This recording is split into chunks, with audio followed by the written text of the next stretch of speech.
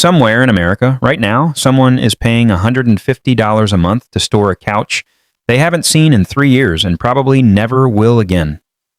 Multiply that by roughly 1 in every 10 American households, and you start to understand why self-storage isn't just a real business. It's one of the most quietly profitable corners of the entire American economy, generating over $50 billion a year from an industry whose entire product is an empty room and a lock. Okay, so you plan to own a self-storage facility. Most people picture rows of roll-up doors and not much else, the kind of business that seems too simple to actually make real money. Here's the number that should change your mind immediately.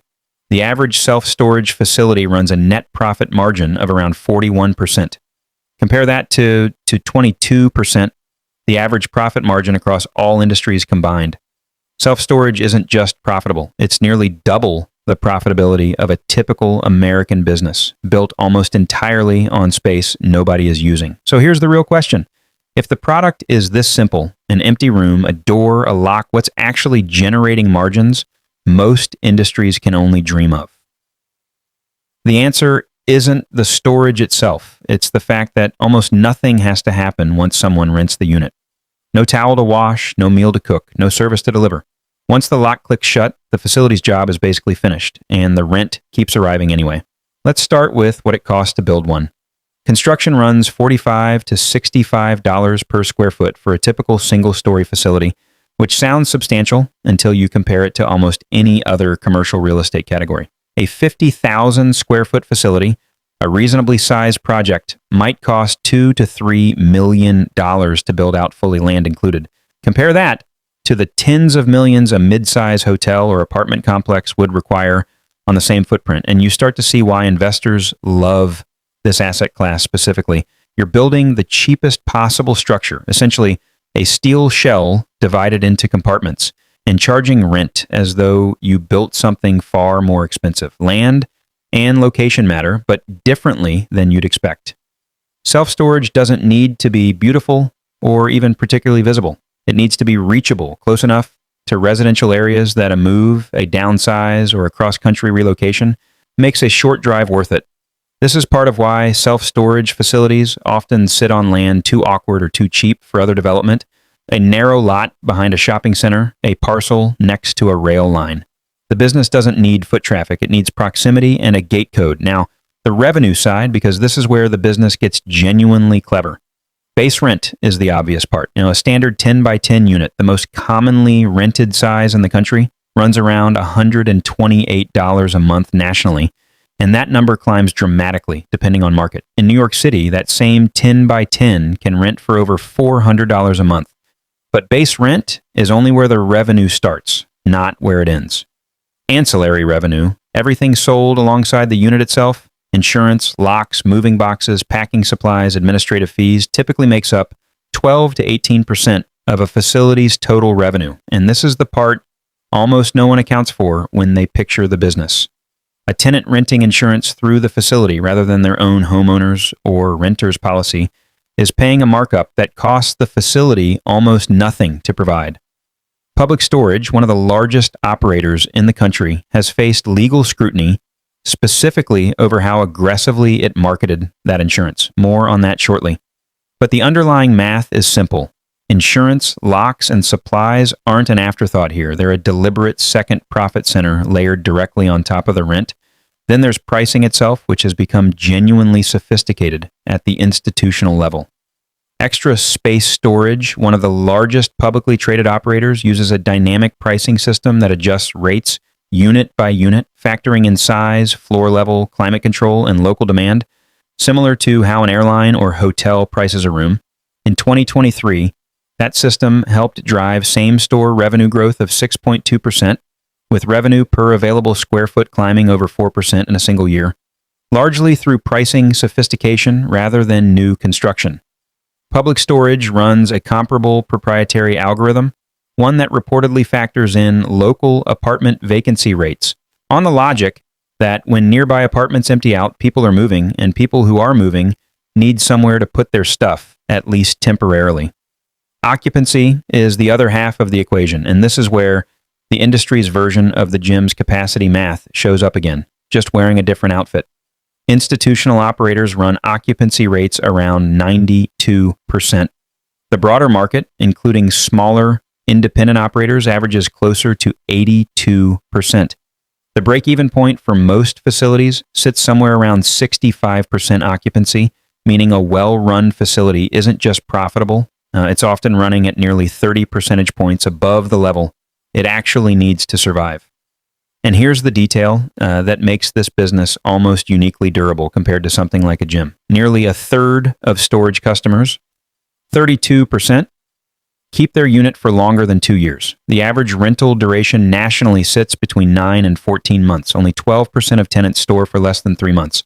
Unlike a gym membership, which someone might cancel the moment their motivation fades, a storage unit tends to stay rented long after the original reason for renting it has stopped mattering. Nobody wakes up one morning and decides today's the day they'll finally sort through 5 years of boxes. The rent just keeps getting paid quietly, almost by inertia. Labor costs, meanwhile, stay remarkably low. A 300-unit facility can often run with just 1 or 2 full-time staff members, since there's no service being delivered beyond checking someone in at move-in and occasionally answering a phone. Labor typically accounts for only 10 to 15% of total operating expenses, a fraction of what a business like a gym or a restaurant would spend keeping enough staff on the floor. Property taxes, by contrast, often represent closer to 25% of operating costs, which tells you plainly where the real financial risk in this business actually lives. It isn't payroll.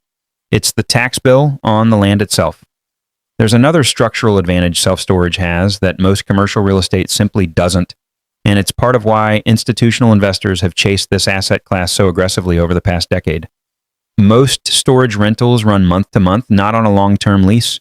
An apartment building or an office tower typically locks rent in for a year or more at a time, which means when inflation rises, the landlord is stuck waiting for the lease to expire before adjusting the price.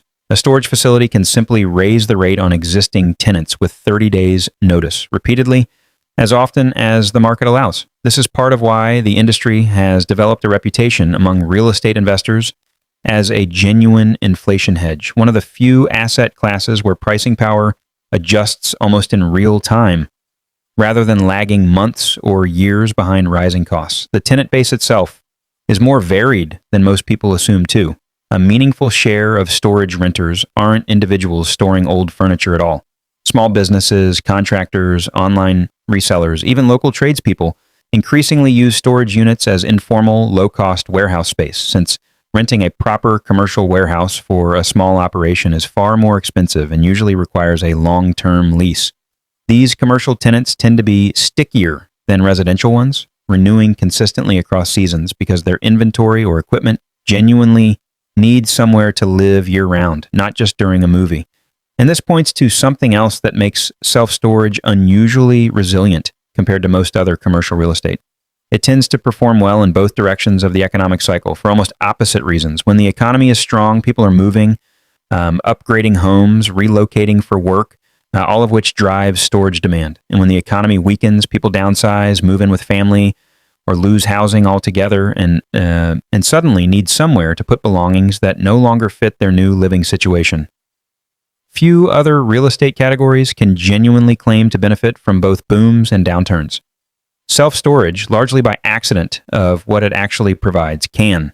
Climate-controlled units deserve their own mention because they've become one of the fastest growing segments within the industry.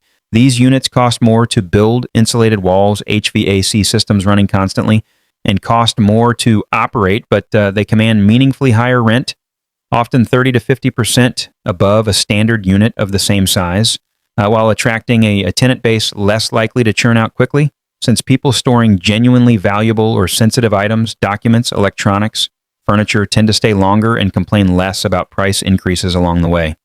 The industry does face a real competitive threat, though, and it's worth naming directly. Portable storage companies, the kind that drop a container in your driveway, let you load it yourself, then either store it on site or haul it away, have carved out a meaningful share of the market over the past 2 decades by removing the one inconvenient step traditional self-storage still requires: physically driving your belongings somewhere else.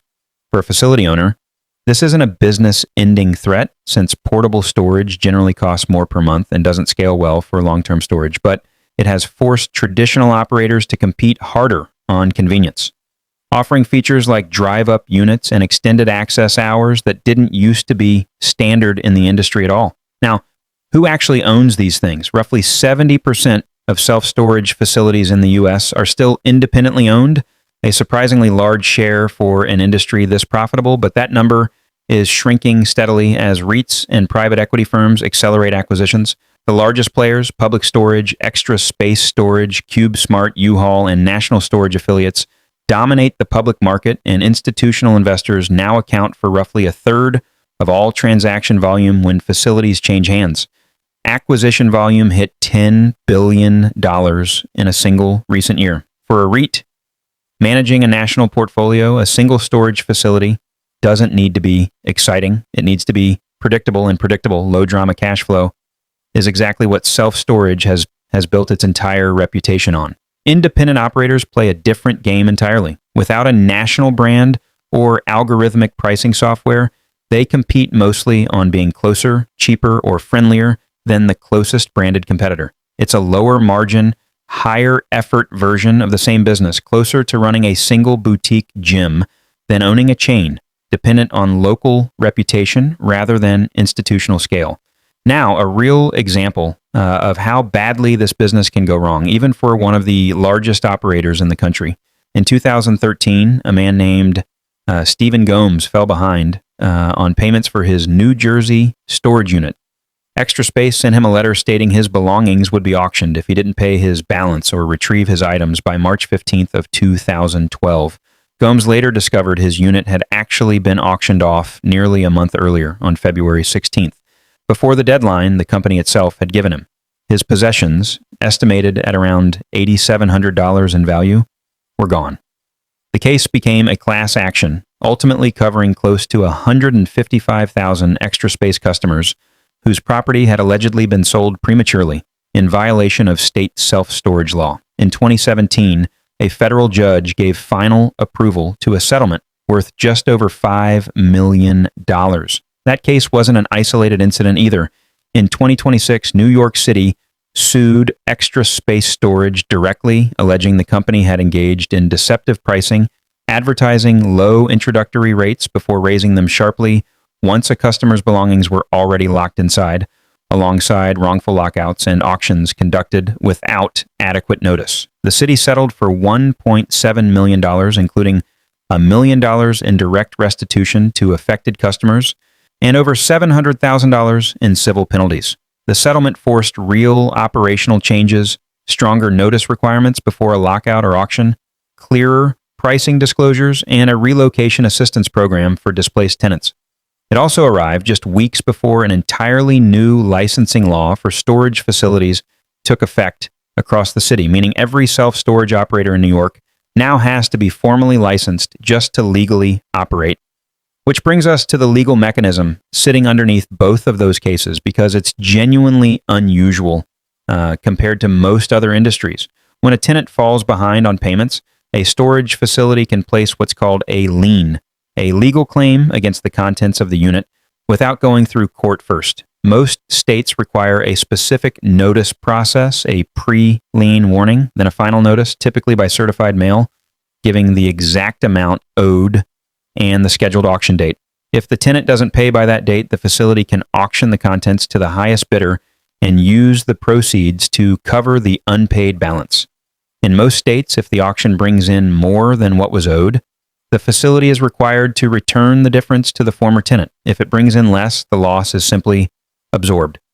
This is an extraordinary amount of power for a landlord to hold without ever setting foot in a courtroom, and it's precisely why the notice requirements matter so much.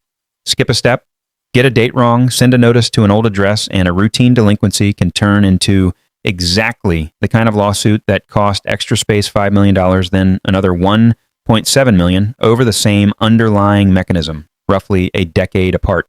So here's the part of self-storage ownership that never makes it into the pitch. This isn't a business about renting empty rooms. It's a business about managing thousands of small, easy to overlook administrative details. A notice sent a day late, an auction held before a deadline, a price quietly raised after a customer's belongings are already locked inside, any one of which can turn an extremely profitable facility into a courtroom defendant. The operators who succeed long term aren't necessarily the ones with the most units or the flashiest facilities. They're the ones who understood from day one that the real product isn't storage space at all. It's the quiet, ongoing trust that tenants' belongings will still be there, untouched, whenever they finally decide to come back for them, whether that's next month or 5 years from now. A self-storage facility isn't really selling space. It's selling the postponement of a decision nobody wants to make. As long as more people keep paying to delay that decision than ever actually come back to make it, and as long as every notice, every deadline, and every auction follows the letter of the law exactly, the math keeps working month after month, unit after unit. That's not a flaw hiding underneath the business of owning a self-storage facility. That is the business of owning a self-storage facility. If you want more breakdowns, a breakdown like this, hit subscribe and let us know in the comments what business you want us to break down next.